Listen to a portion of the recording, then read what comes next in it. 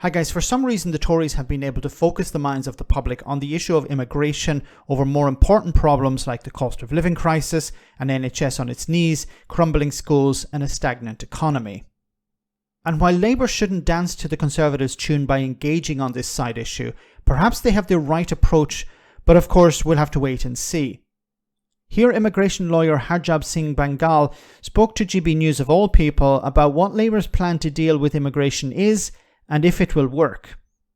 So what do we need to do? Keir Starmer is apparently looking at a revised Rwanda plan. It's not the same. It's not about shipping people out when they get here. It's about processing people before they attempt to make the crossing. Is that a more sensible approach? This is a call that a lot of people have been saying for a long time. I set up processing centres in France or Belgium, Holland, wherever we can get it, so to prevent crossings coming over.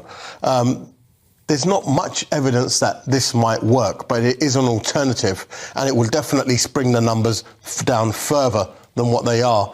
It will discourage families from crossing. There's no need for families to cross, because ultimately the only way to claim asylum at the moment, if you're not Ukrainian or if you're not from Afghanistan, is by actually coming to this country. You have to set foot here, and that's a selling point for the gangs. So once you've taken that element out, and then the gangs can't sell you that element that you have to get there, you're going to get asylum. The only way you can claim is to get there. Then we will, hold on, we can claim it while we're sitting in France. We don't have to pay a gang X amount to be trafficked over. The essential key ingredient or the key factor is catching the gangs. If you want to stop drug dealing, you catch the drug dealers. You don't lock up the drug users. And I've said this quite a few times. Yeah, but we never catch all the drug dealers, do we? You're never going to stop people wanting to embark on that criminal enterprise if they think there's a market there. The fact that people smuggling makes more money than drug dealing and drug smuggling should put this on a priority footing.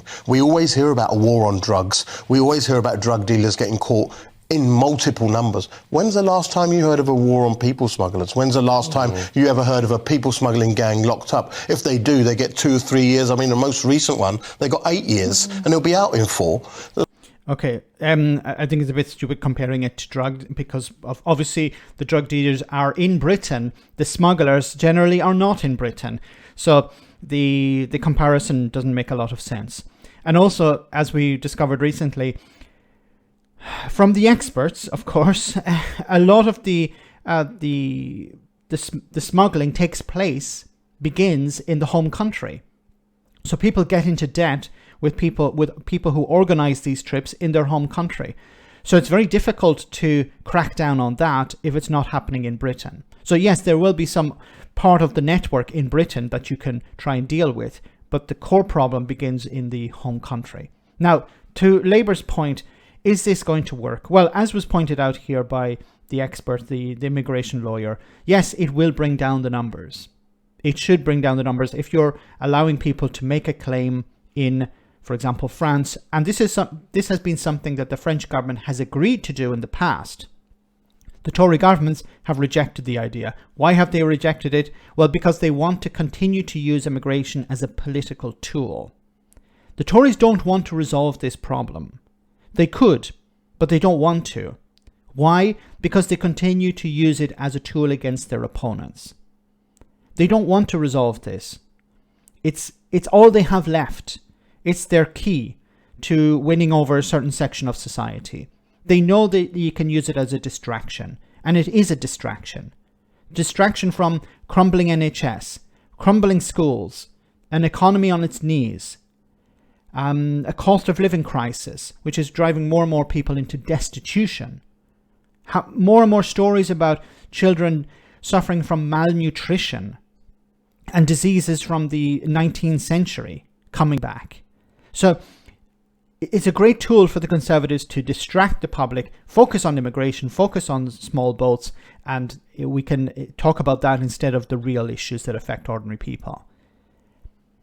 But will it work? Well, as was pointed out, yes, it probably would. It would bring down, because people would be processing their claims maybe at a British embassy or something like that. Now, this would require, of course, infrastructure. It would require investment, and the Labour Party, Labour government would be able to, I think, would be able to work with European countries to achieve this.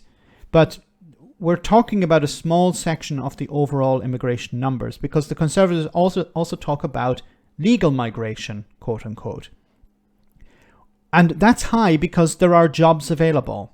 There are massive vacancies in the NHS and in social care, something like 150,000 places apiece. So you need migrant workers, you need people to come in, and they'll continue to come as long as there are jobs available.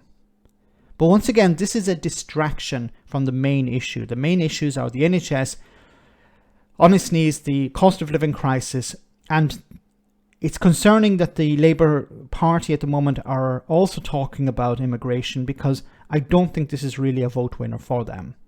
If they can present an alternative, such as processing claims offshore, it may win over a few votes. Maybe they are looking at polling in marginal seats and see this is an important issue. But I think overall, within the country, it's not. Let me know in the comment section, guys, what you think. As always, your comments are greatly appreciated. Thanks a lot.